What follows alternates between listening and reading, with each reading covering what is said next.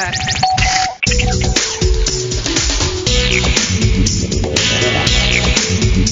You are listening to the most original talk radio station anywhere. We are LA Talk Radio at latalkradio.com.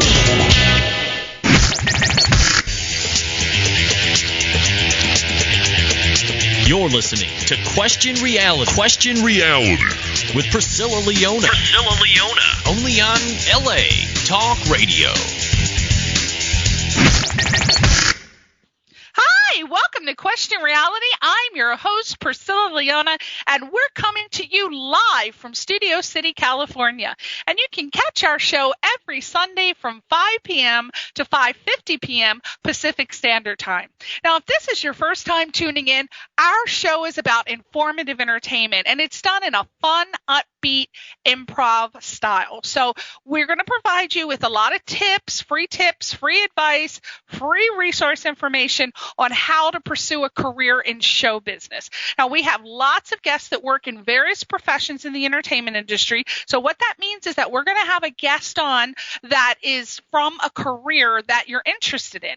So if you want to know who's going to be in the show, in the future, you can visit the website, the Question Reality website, and that address is questionreality.us, not .com, questionreality.us. And if you want to check out any of our past guests, read their bios, listen or download any of the shows 24 hours a day, you can do that on the LA Talk Radio website, which is the website you should be on right now if you're listening to us. Up at the top, you're going to see a Schedule 1 link. Again, that's up at the top of the LA Talk Radio website. You want to click that, look for our show, Question Reality. It'll be in the time slot of Sunday at 5, and then you click on the link, and that'll take you directly to the archive page where you can peruse at your own leisure. You can also download us from the podcast section of iTunes. And from what I understand, exciting news, we are actually going to be getting our own LA Talk Radio iPhone application. So I haven't heard anything back, but it came out a couple weeks ago, the news. So I'll let you know what's going on with that. We would love for you to call in and ask questions and provide comments of any of the guests on the show, but we ask that you call between 5:20 and 5:30.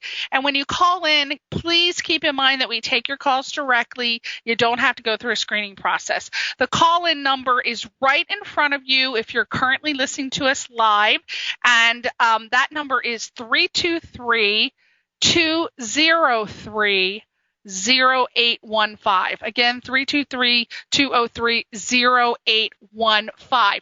Now, I am going to ask you to get your little pen and paper out because we have a lot of really good stuff to tell you about. You might want to jot that down.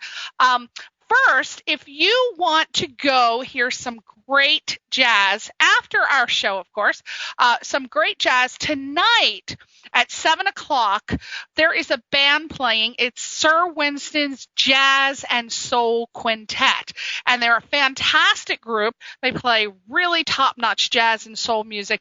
They're going to be at the Bull Bar, B-U-L-L Bar, at 3316 East 7th Street, and that's in Long Beach. And there's no cover charge. The food is really great. The drinks are very inexpensive, and it's a great Sunday night crowd just to get you in the mood for Monday. You want to have a little cocktail before Monday. The second thing I want to tell you about is our guest from last week, Matthew Scalarud. He is having this really cool event at the Community Marketing Inc. It's a gay and lesbian marketing conference, and it's going to be held in New York on April the 30th at the Westin Times Square. And you can register online for that. It's a one-day conference. You go to communitymarketinginc.com, and you can view the conference agenda. You don't want to miss out. They're going to have, it's basically it's comprehensive research, advertising, marketing. There's a communications forum, and it's helping you better understand the gay and lesbian consumers.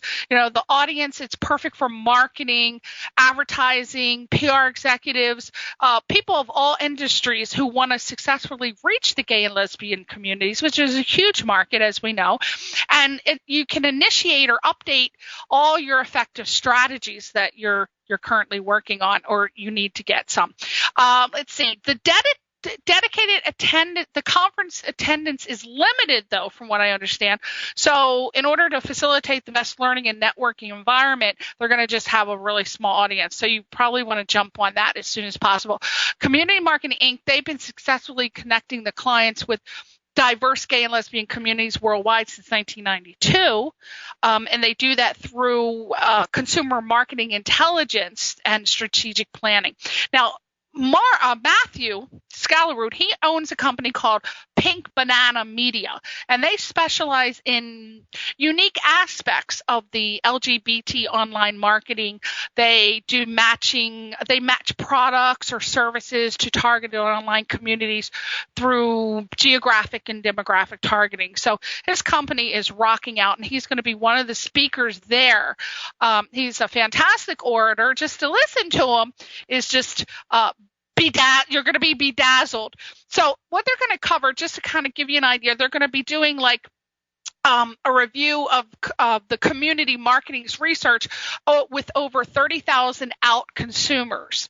They're also going to be doing internet and email marketing, social networking, and other emergency communications technologies. They're going to be exploring diversity markets within the LGBT market and how you can reach them. They're going to be doing focus group insights and trends, maximizing print and PR research, direct response marketing outreach, et cetera, et cetera. Fantastic. So if you want to register for that, there is a pre-registration by March 31st, and it's $245 for the half-day pre-registration, though, is offered at $195. So again, it's $245, but if you want to do the half-day thing, it's offered for $195.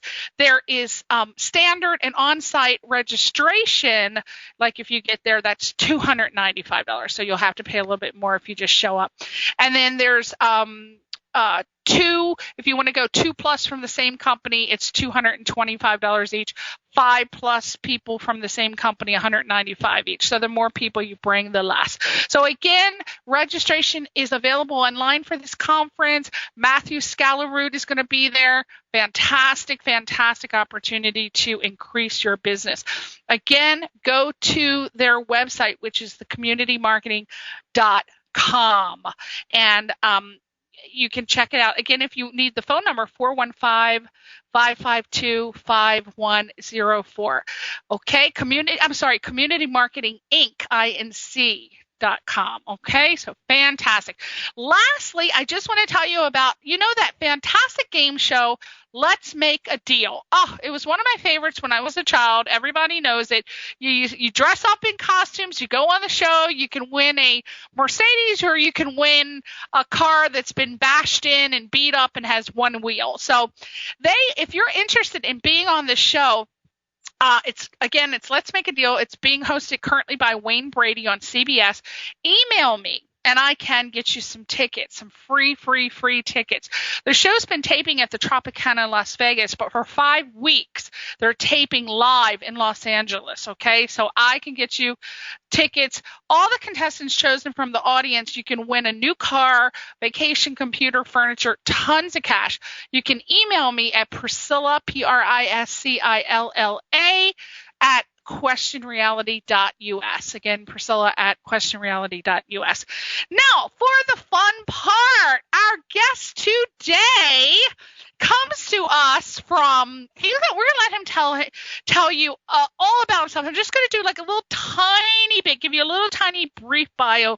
Our guest today is Justin MONROE. He is a photographer, and Justin works in LA and New York with a group of known stylists and art directors, and he's also known in the international fashion industry. And From what I understand, his vision is what captivated noted celebrities such as Janice Dickinson, Perez Hilton, Amanda Lepore, as well as a diverse array of editorial clients like Flaunt Magazine, Zinc Magazine, Crew Magazine, Dazed and Confused Magazine, London Gay Times, DNA, and so many more. And Justin has shot about hundreds of covers for magazines across the globe, from what I understand. And Justin has also been featured on season 2 and 4 of the Janice Dickinson modeling agency show, which I never got to watch, and I'm so upset about that. But we didn't have cable, we didn't get the channel on our cable network, so I was very, very, very sad because I love Janice Dickinson, even though she's wicked. She's wicked cool, though. He works notably for many advertising clients that include Magic Castle, Ruskin, Giovanni, Sebastian International, Romanoff, the Diamond Company, Glaza, Skin Graph, et cetera, et cetera. So many. And throughout his conceptual work, I understand that he's also considered to be the bad boy of photography. He has that label. So we're going to find out why he is known as the bad boy of photography. Are you there with us, Mr. Justin Monroe? Yes, I am, Priscilla. How are you today? I am fantastic now that I'm talking to the bad boy of photography. That's a new title. There's the bad boy of rap I've heard of. I've heard bad boy of New Jersey, but I've never heard the bad boy of photography. Why do they call you the bad boy of photography? You know, it's a name that just kind of follows me around. I think probably because I'll take a subject that a lot of people won't touch with a 10-foot pole. Oh. I don't know. Some of those pictures that I looked at, you've got a couple 10-foot poles going on in those pictures. And I want to meet them. I want to meet those guys with the 10-foot poles, too. Yeah, and that's not Photoshop either. I know. All the best gay men have the 10-foot poles. You don't see heterosexual men with the good packages. God darn it. What is that about? You can't get a good heterosexual man with the kind of equipment that you hot gay men have. What's going on? I think God was prejudiced. You know what? That's exactly what I was going to say. I think God definitely loves his gays. Yes, he does. He just gave a better equipment. My God. Hey, I wanted to. I got lots of questions that came in from the people who got the promotional emails that I sent out. But I have a couple questions in there too, and I'm going to do kind of a mix. Now, my first question I like to start out with, because so many people want to know, did you always want to be something? So my first question is, did you always know that you wanted to be a photographer?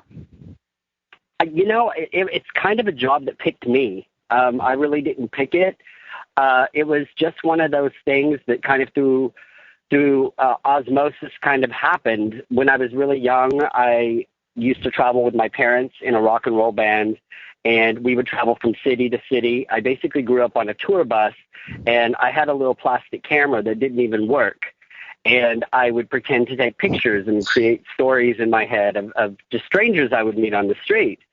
So later in my life, I became a hairdresser, and I started doing hair for photographers, for editorials, fashion magazines, et cetera, et cetera.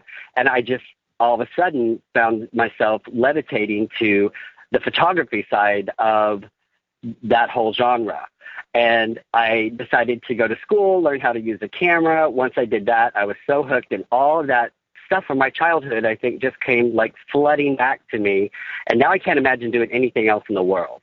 Oh, my God. Well, see, you're one of the lucky people. A lot of people have to go through a lot of jobs before they find their career. So I'm always fascinated with finding out how a person got started, because you just never know. People take different paths in life. So another question I have is, of the various types of professions in photography, and of course there are many, such as commercial photographers, still photographers, photojournalists, fashion photographer, etc. What type of photography career do you feel is the most lucrative? Now, I know that for me, I know the answer, that it really depends on who you are, what you want, what your goals and objectives are. But a lot of people have asked me that question. And how do you answer that? It's a really difficult question because there's so many different levels of photography. Right. There's like the beginner photographer that wants to own his shop and have a thriving business. There's also like the big fashion photographer that works in the big fashion house, and that's a different level. So it's kind of hard to say what is the most lucrative.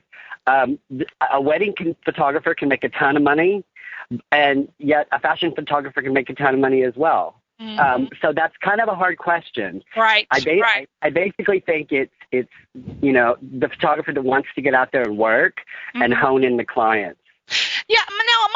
Now that I would think that, okay, if I was a young person and I knew that I like taking pictures, but there are so many different fields, commercial photographer, still photo, et cetera, what would you recommend that one would do in order to find out which one is best for you? Because if you're young, all you know is I like to take pictures, but you don't necessarily know what type of photographer you want to be. What's the path in going about to find out that process? Again, I think it's one of those things that will kind of come to you because some people are people. So if you love engaging with people, you love talking to people, love directing people, you love telling people what to do, then you're probably going to be shooting people. If you're kind of a loner, more of a quiet, introspective kind of thinking type person, you maybe will want to just be by yourself with an assistant and a tripod and go out and shoot landscapes. You know what I mean?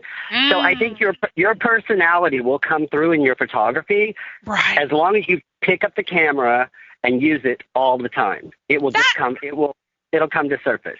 That is an excellent answer. I really appreciate that. That is perfect because, again, I believe that you really have to have a personality for what you do. A lot of people decide on careers based on what their parents want them to do or what's going to make the most money or what's going to have the most power. And then they start doing it and then they realize, you know what, I don't like it. And some of them will stay with their jobs forever because they're trying to please somebody else, and they're really not. They end up not being good at their jobs because that's not what they want to do.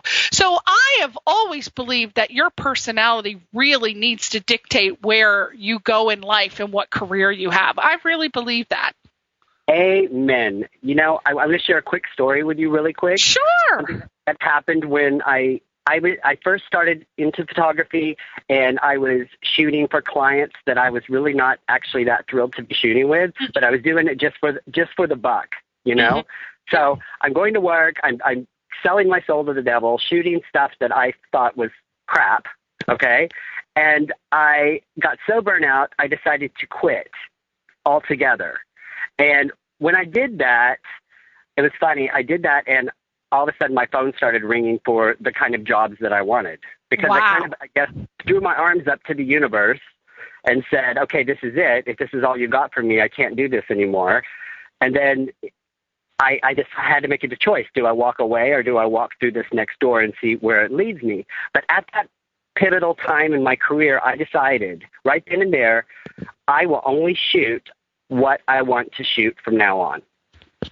That's right. That's right. And when I did that, then the kind of people that liked my work started seeking me out and finding me. Before, I didn't know who I was, so they weren't going to have any idea who I was.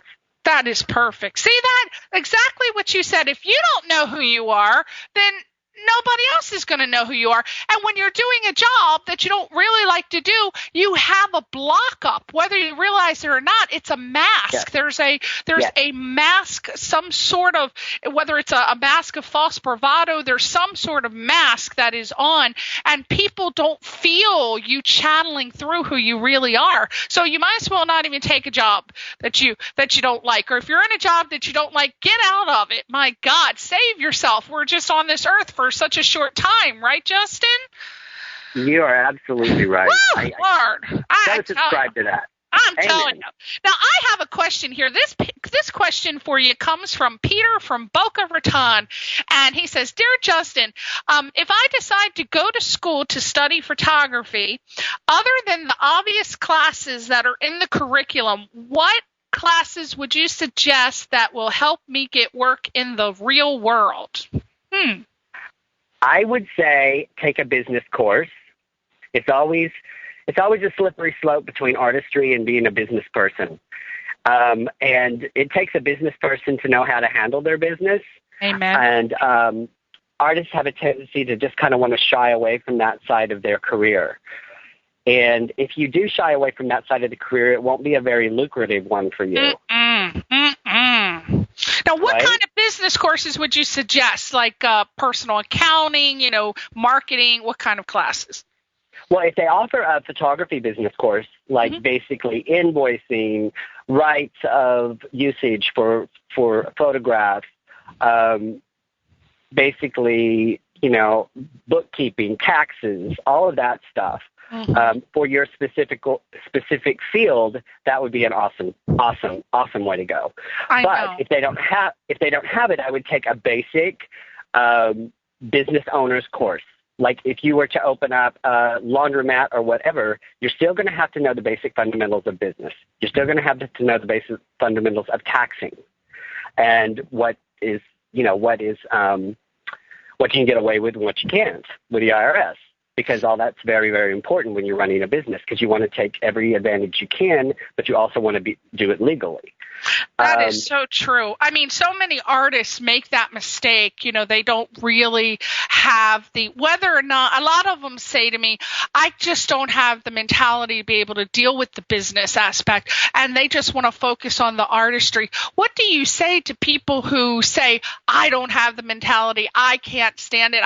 It is so important that you do that, but how do you get an artist to do that? What do you say to them to get them to realize the importance of taking business courses? Well, if they really are adamant against not doing it, I would say God bless you. Because, I don't know. Because the tax man's coming after your ass, right? Yeah. Grab your ankles, baby. Yeah, bend over. So I would just say, basically, if you can't do that and you want to be focused on your art, which is so important, really, hopefully you have a partner, or hopefully someone in your family, or, someone in your business can learn the business side to help you out and teach you, because you'll learn through learning through them. You know what I mean? Exactly. But there are some people who are artists that cannot do it at all. And I have some very successful friends, and they cannot do it at all. So they leave it up to someone else. Yes. And hopefully you'll be successful enough that you can afford to have somebody to do it for you. So, but in the beginning, get your mother to do it, right? Your mother and your father, they're the only ones you can trust, and that's questionable sometimes. Now I have another question for you. This is from Emmanuel from Long Island, and Emmanuel says, Dear Justin, since the inception of digital photography, there has been a controversy between the photo quality of digital versus film. When should you use film over digital? For me, basically, I think, I was raised on film, so I was kind of a film snob, and I went through the transition like everyone else, and I was like, well, I'm probably not going to like it, and I tried my best to resist it. Okay. Right. And basically, at this point, all I do is shoot digital. I would say the time to shoot with film would be when you want to do really beautiful black and whites, because the black and white digital and black and white film are not the same. That is really the true discrepancy in film versus digital. The black and whites aren't as rich. You don't get as many tones. And if you're doing like an exhibit, or if you have a client that wants really lush images and they have the budget for film, then I would go ahead and shoot film. you definitely have to be a lot more critical when you're shooting with film than you do digital, because you can't just fix it with like a little flip of a knob. But I mean, there's nothing more beautiful than a black and white image that's shot on film. I agree. Yeah. I agree. I tell you, this is going to segue into a personal question that I have, which a lot of people will kill me if I don't ask you. But I do. I'm an actress as well. And do you know I am still using black and white headshots? And in our industry, it changes. Once about 10 years ago, all black and white. Now it's color. And there's you got agents saying no, I won't even look at anything if it's not color. And then you have other agents who say, I don't care if it's black or white or color. And it's like, I have been using black and white, and I got called in for tons of stuff. And it seemed like to me, it didn't matter. I was getting as many calls as people with colored headshots. So for the listeners, I have a lot of listeners who are actors, and their headshots, as you know, can make you or break you in reference to even getting you in the door for an initial audition. And because of this reason, a lot of them are still having a hard time deciding if their headshot should be done in film or digital. Now, most photographers won't even give you an option, but there are still photographers who say, do you want your headshots on film or digital? So I know you just briefly covered that with black and white, but with most agents making them get the colored headshots, what is your opinion on that issue for headshots for actors, if you do in fact know anything about that area? Well, I've never shot a headshot in my life. It's actually it's kind of art in its own. But I do know that, I don't think a headshot is that crucial that you would really have to shoot film.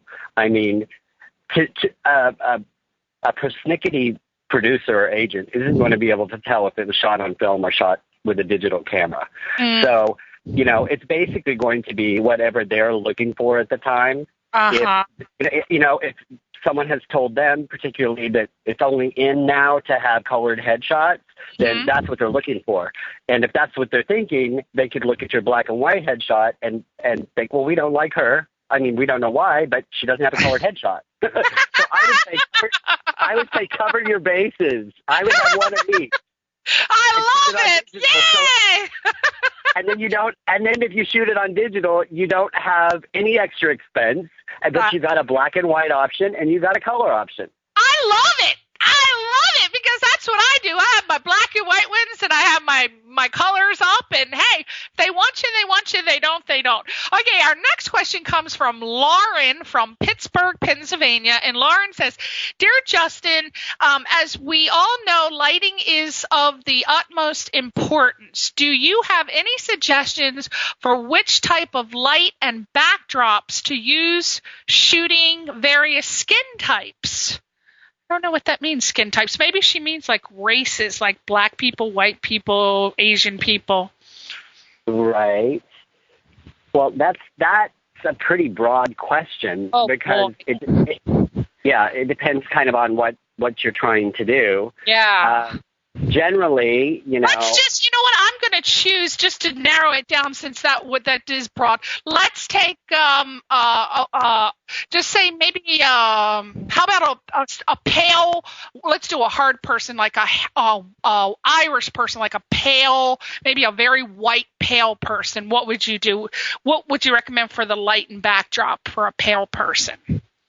Well, so you can either use tungsten lighting or you can use strobe lighting. That's totally up to you. It's all basically whatever you prefer and what your client prefers. So lighting pretty much is more of a personal preference. I wouldn't put somebody really pale on a white backdrop.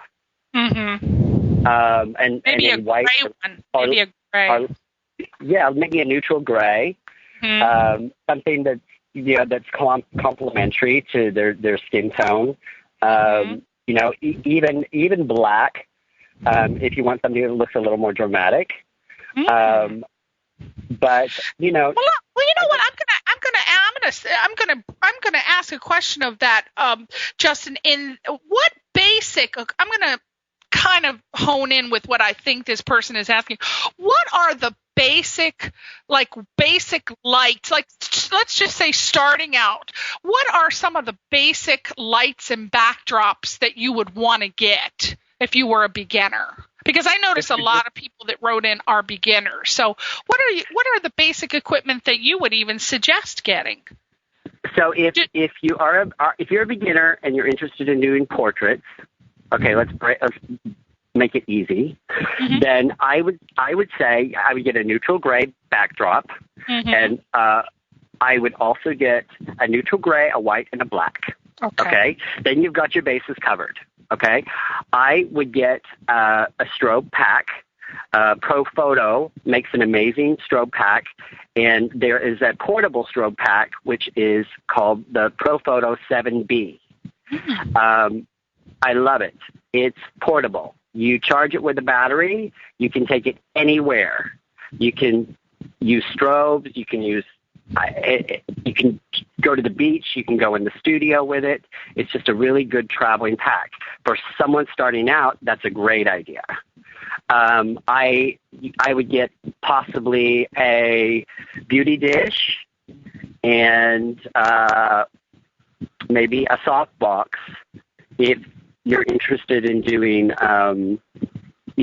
portraits and such. Mm-hmm. That sounds great. That sounds like a real kit there. And I'm sure that when you take photography classes, they tell you what you need to get, right? Am I correct?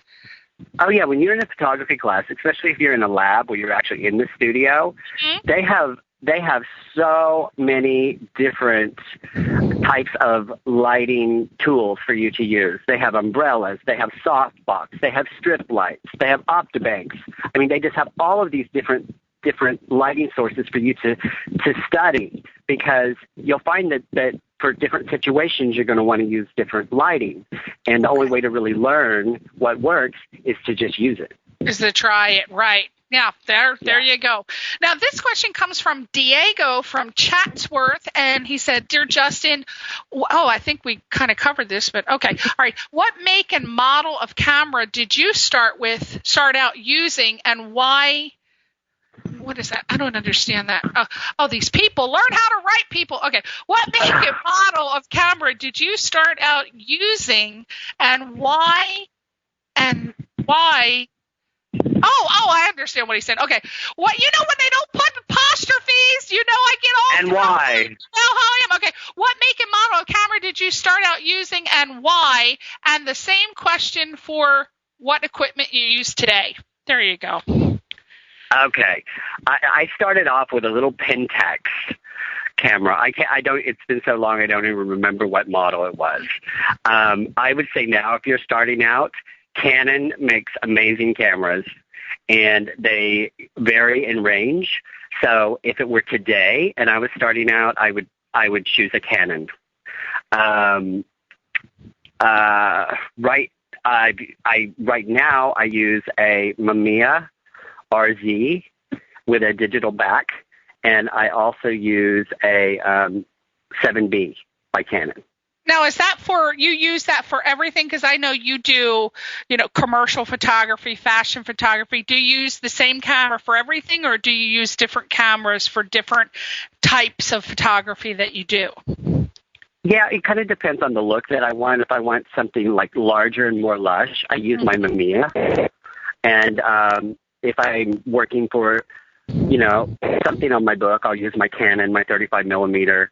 It just depends on, the scene, the setting, the format.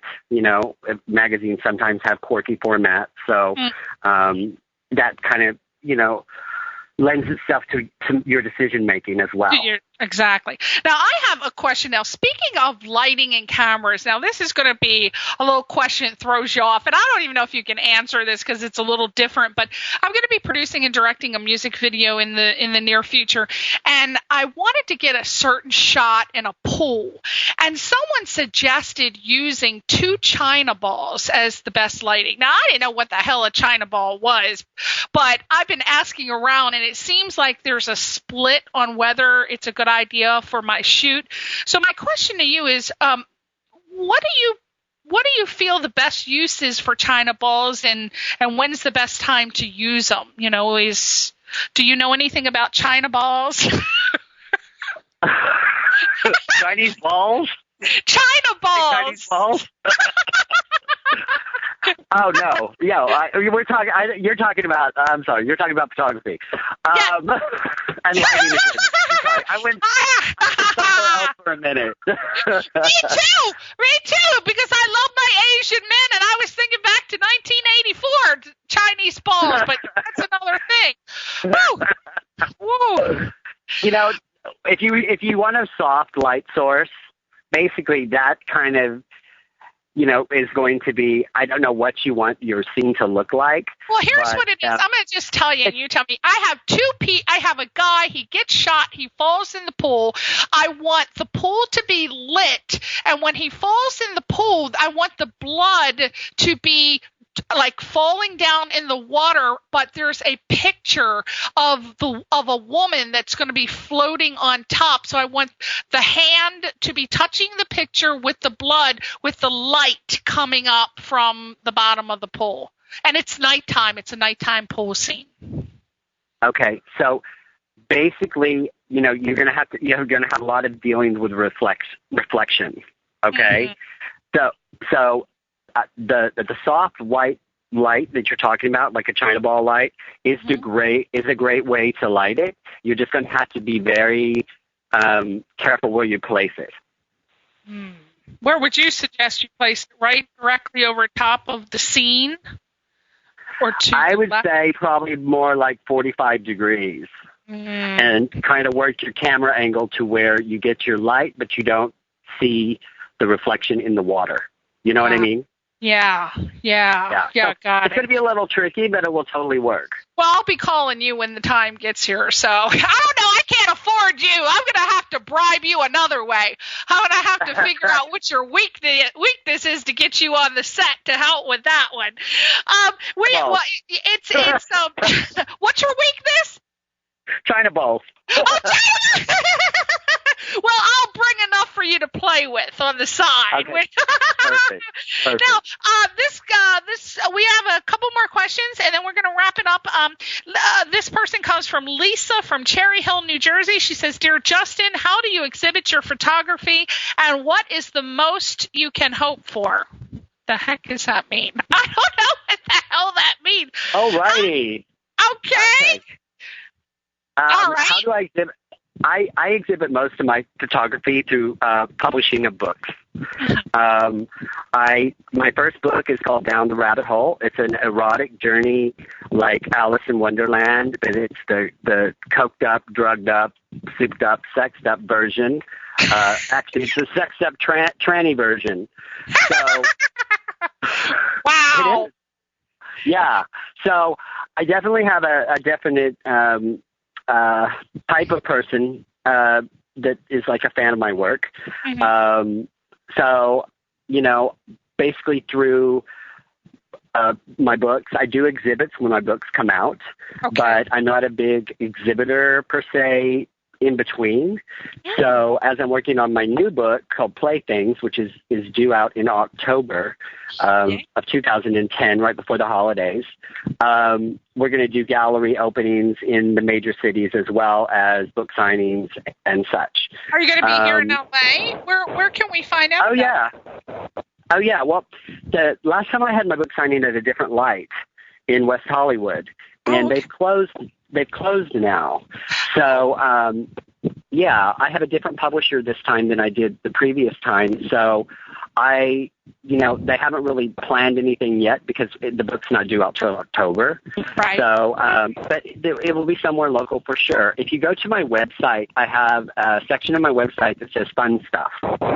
And my website is www.justinmonroe.com.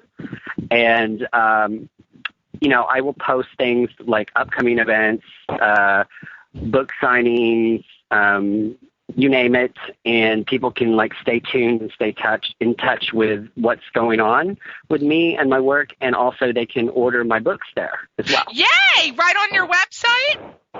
Yeah, or Amazon.com as well. Okay, and are you also on Facebook? I am on Facebook, yes. So I'm going to Facebook you after the show. Yeah, definitely. And that way you can, that way I can get on your list with the notice for your book, and then I can do a whole email blast to my contact list to let everybody know when it's going to come out. Awesome. I would love that. That would be amazing. You do keep up on that, right? And you'll let everybody know where you're published. Or is that Steve Levine's job to let everybody know? Who's in charge of that? Who's in charge, Justin? That's Steven's job. All right. Well, I'm going to Facebook you. That way we become friends, and that way I can let everybody know when playthings come out. Now, I don't know that down the rabbit hole, for the pictures on your website, my God, I want to tell you, I have never seen such beautiful pictures like I've seen on your website under the beauty. That woman is, I don't know who she is, the one that's in the nun's outfit. I'm assuming that there was more than one because, even though the makeup was similar, I could tell that the first lady, I think there might have been 3 different ones, but my husband's like, no, they're all the same person. No, they're different. They're all different people, aren't they? Because I loved. Oh my God! Now? See, you said that you've never shot a headshot in your life, which you haven't. But actually, in reality, that woman could take that shot, and that could be the best headshot of her life. Thank you. It's beautiful. It's stunning. It's you know what it reminds me of? It's like a film noir, but in color, and it reminds me of Ingrid Bergman in Casablanca. That's what it evokes for me. Am I wrong? Well, thank you so much. Just because she's so classy and elegant, So beautiful. Are you, now I know this sounds weird, but are you selling those? Because I would totally buy one. Yeah, I sell prints on my website as well. Oh, I didn't see that. So on your website, I didn't see anywhere where you were selling them. I would totally have bought that. Where is that section? There's a print gallery. And you go in and it shows you what I have for sale and different sizes and what's limited and what's unlimited and is that the section where you need a code, though, to get in? No, that's the XXX section. Oh, I tried to get in there. I was trying all kinds of passwords to get in there. Yeah, that you got to pay for, babe. I said, my God, are there more gorgeous buttocks in there that I can look at? What's that password? Okay, I am on the website right now. Where do I go to purchase? I see everything, but is it under prints? Yes. Prints, and I went there, and I swear I didn't see anything related to. Oh, there it is, prints for sale. Okay, I see where it says prints for sale. Now, the one I'm interested in is that beautiful one at the top. I click on it, the one where she's holding the cross. Oh, and there it is, as clear as day. Buy now. I don't know what's wrong with me. Okay, so you hit buy now, and then you can just buy it directly on your site. Oh, look at that. You can also choose 5x7, 20 by 30, 40 by 60. Excellent. And I would assume that it comes rolled up, and maybe, when you buy it, it comes rolled up and you pick it up from the post office. Do you frame them as well, or you just give the print and then it's up to us to get them framed? Yeah, I basically just give the prints, but they're rolled in protected paper on both sides, and they're in a really heavy-duty cylinder, so they come completely undamaged when they get there. fantastic. Now, is it going to look as gorgeous as it does on the website? This is just they look better. My prints actually look better in person. Oh my God! What paper you use? Kodak? I use Ilford. Okay. Do you print them out yourself, or you use a printout place? Yeah, we print them out inside our studio as well in Los Angeles.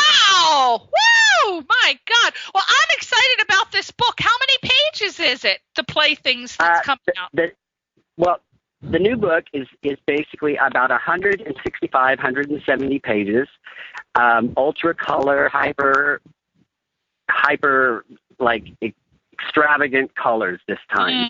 My last book was very colorful, but this time we've even pushed the envelope a little bit further.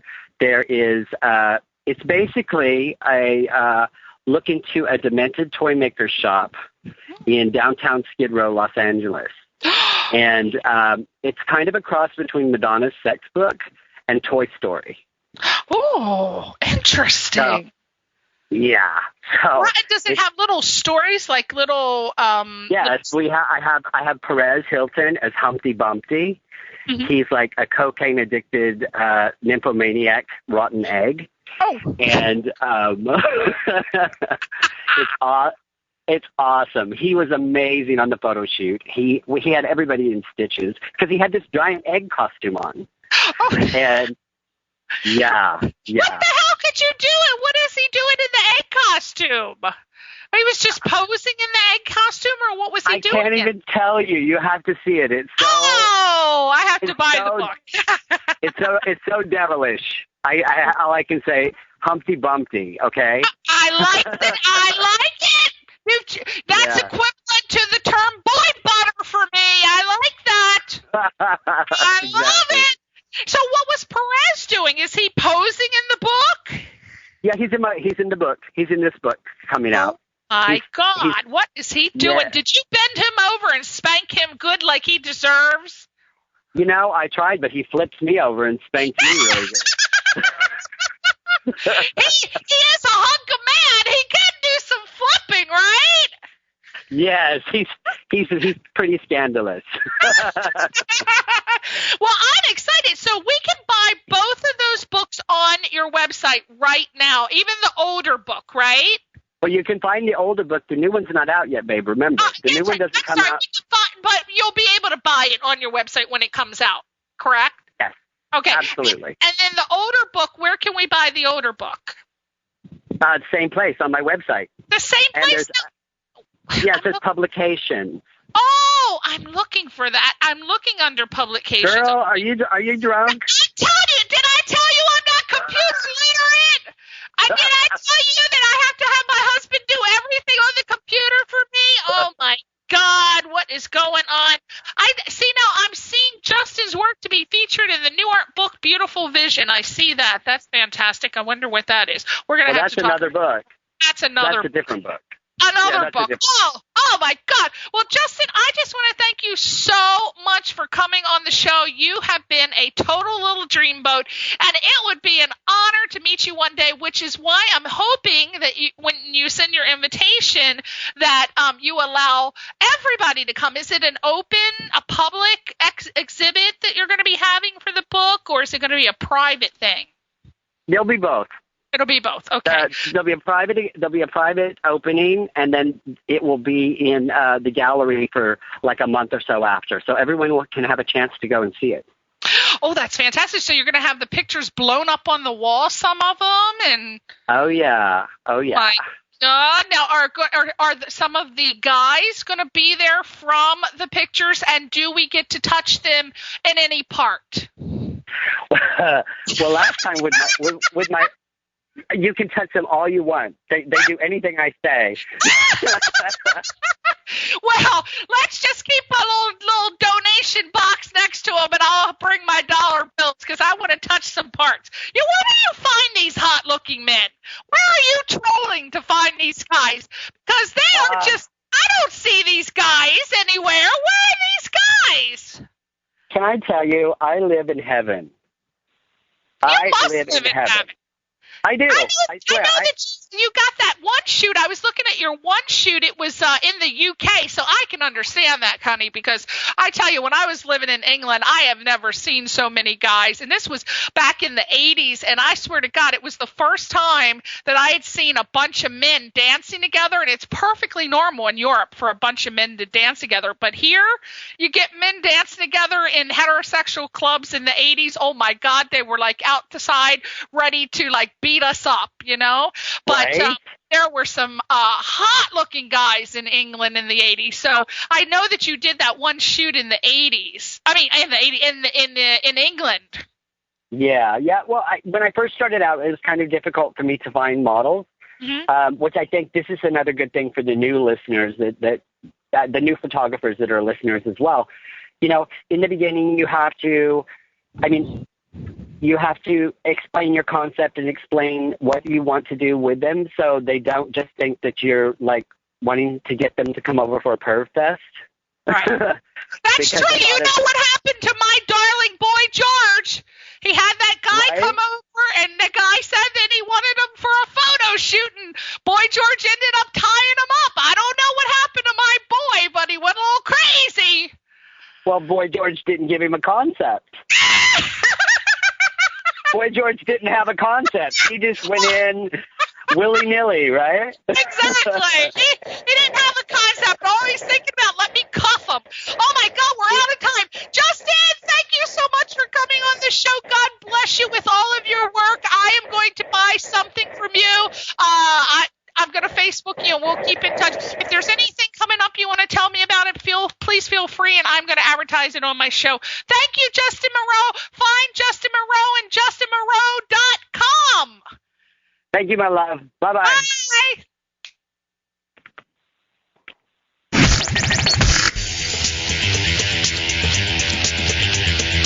You're listening to Question Reality. Question Reality with Priscilla Leona. Only on LA Talk Radio.